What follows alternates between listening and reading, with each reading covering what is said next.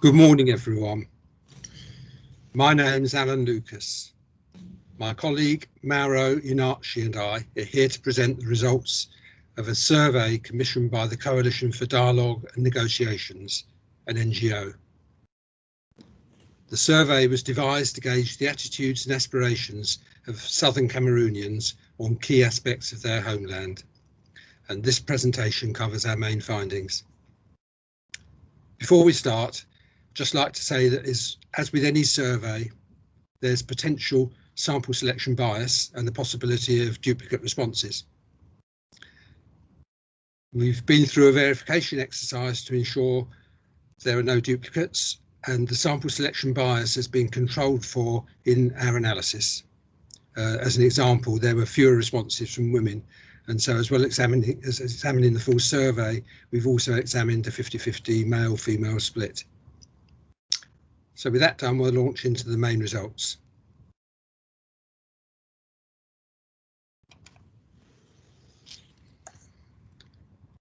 The first point is the survey is large.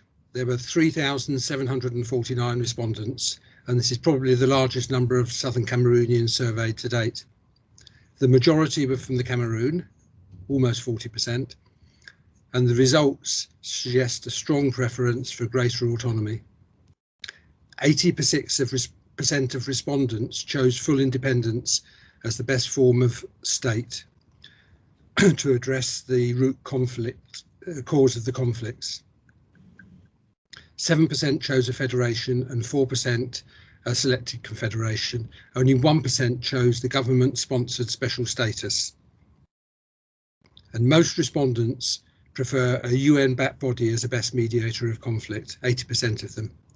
9% prefer Swiss-backed negotiations, and only 1% think the government of Cameroon's a good mediator. The obvious point here is they're looking for some sort of independence. A large majority, 87%, prefer an independent judiciary system based on common law, and another 10% chose common law system controlled by central government. So together, 97% common law is seen as being extremely important.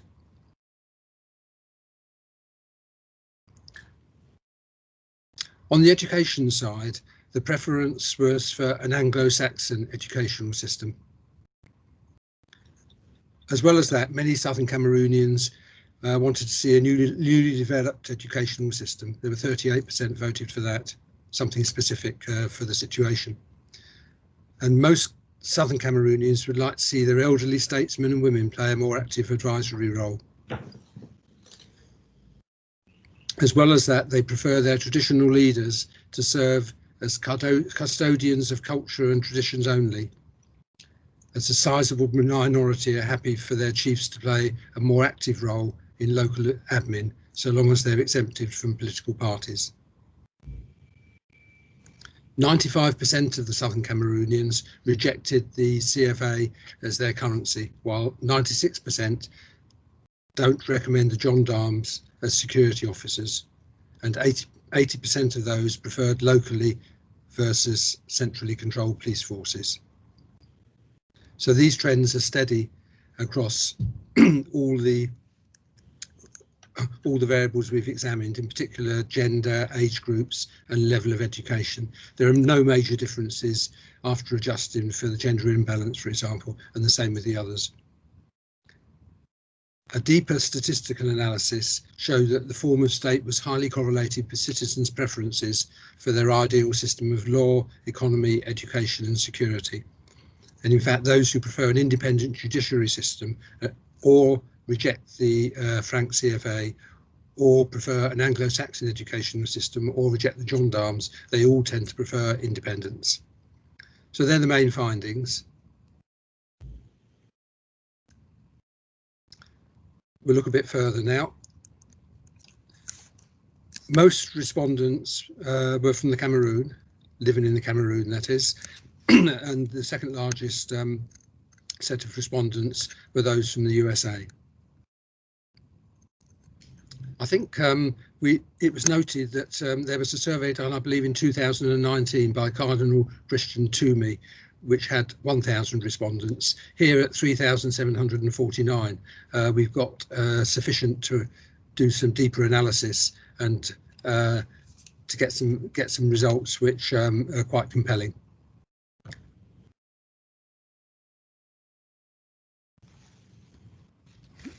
The survey respondents were asked for the root cause of the armed conflict, and the majority believed it was failed decolonisation rather than assimilation, marginalisation or Western imperialism. I think probably they're looking back towards the root cause, and this gives an indication that people have an understanding of what's really causing the problems there. I'll now pass you on to Mauro, who will take you deeper into the analysis and also look at some of the statistical methods we've used to dig out some of the more intrinsic and deeply hidden facts from the survey. Thank you. Thank you, Alan. So we can now go into more details and quantify the impact for each factor. So as we can see from this graph, the 86% of the survey Southern Cameroonians would like to have a fully independent state from the Republic of Cameroon. 7% of them chose the Federation, 4% opted for Confederation, and only 1% chose the government-sponsored spatial status. 80% of Southern Cameroonians would like to have a UN-mandated body as the best conflict mediator. 9% prefer Swiss-backed negotiations, and only 1% think that the government of Cameroon is a good conflict mediator. In terms of legal system, we can observe that 97% of the survey Southern Cameroonians would like to have a common law legal system, and this percentage can be split into two groups. 87% would like to have an independent legal system based on common law, and only 10% would like to opt for a common law system which is controlled by the central government. Only 2% of them would prefer a system which is based on civil law and controlled by the central government. On the educational system side, we can see that 42% would like to have an Anglo-Saxon system locally managed. 38% would prefer a new system, and 15% would like to have an Anglo-Saxon system controlled by the central government. So in this case, the response is not as clear as for the other questions. We can also see from this graph that 95% of the surveyed people would like to reject the CFA franc as the currency, and only 5% of them would want to keep CFA franc as their currency. 73% of the survey Southern Cameroonian would like elderly statesmen and women to play a more active role to end the armed conflict. Again, this percentage can be split into two groups. 52% prefer a more active advisory role, and 21% want them to take an active role in the negotiation. Only less than 10% prefer a leadership role for the elderly statesmen and women. 80% of the surveyed people would like to have a locally controlled police force, and 96% don't want gendarmes to be allowed in Southern Cameroon. Now, let's have a look at the role of the traditional leaders. So we can see from this pie chart that 47%, so almost half of the survey South Cameroonians would like them to have a custodian role of culture and traditions only, and a sizable minority are happy they shift to play a more active role in the local administration as long as they're not part of the politics, as we can see from this 26% in the pie chart. These trends are steady across age groups, genders, and countries of residence. So, as we can see from these three-dimensional plots, the distribution of the form of the state and the conflict mediators doesn't change across age groups. And we have similar results when we look at the split by genders for the legal system, the form of the state, and the conflict mediators. So we can spot any real differences between males and females.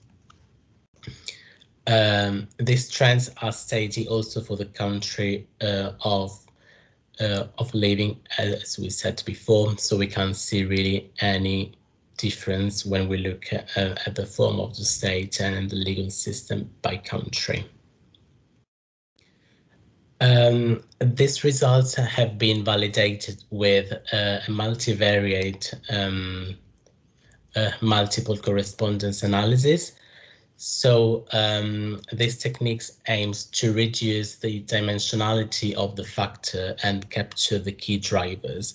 So we have listed the main variables that we use for these techniques, and we group these variables into active variables and the supplementary variables. The active variables are those factors which are used in the actual calculation, so to extract the principal component, whereas the supplementary variables are just used to quantify the correlation between them and the principal component, but they're not to use in the actual calculation.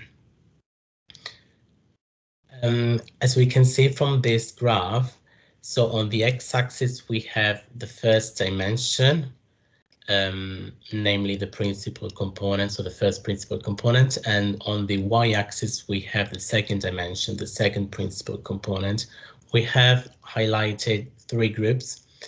The first group, so the green one, is composed of the educational system, gendarmes, the form of the state, and the currency. And we can see that all these four variables are strongly correlated with the first principal component.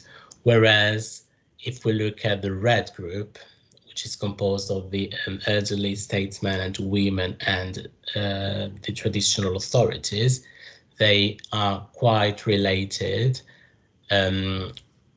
with the second component, and we can see that the level of correlation is between 20% and 50%. We also highlighted a third group, the blue one, where we have the refugees indicator, the gender, and the police guns. So they are uncorrelated with both the first principal component and the second principal component. So this confirms that these variables should be kept as a supplementary variables because they're not adding any values to this analysis. This graphical interpretation is confirmed by some statistical tests. In this case, we used a V-test.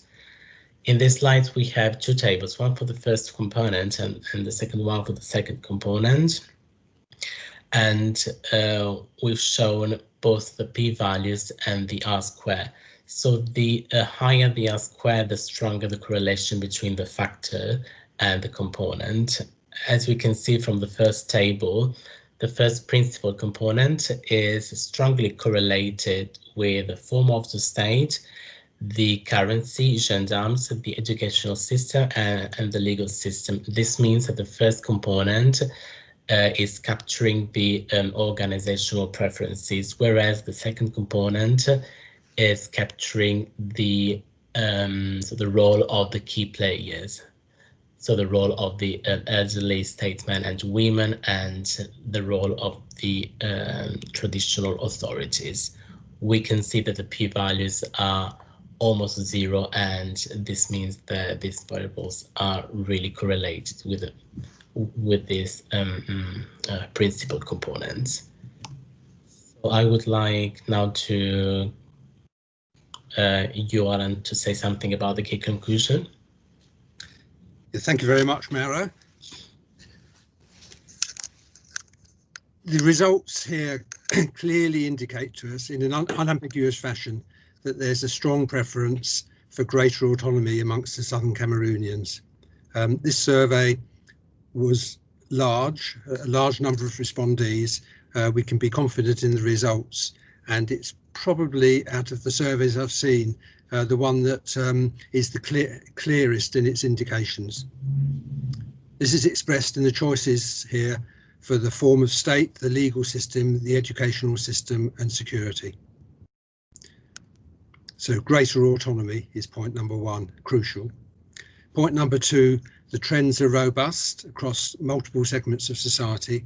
We've cross-tabbed virtually every variable against every other, and we're very clear that we have robust results, and we've also dug down deeper, as Mauro was explaining. And the trends across age, gender, country of residence, etc., they all show the same result and the same preferences from the respondents. And then finally, we see there's a strong correlation between the desire for full independence and preferences for the legal, economic, educational systems and the type of policing the respondents wish for.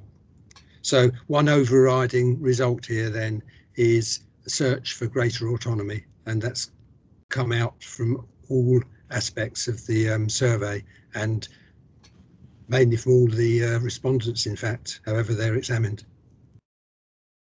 Thank you very much. Thank you very much for your time, all.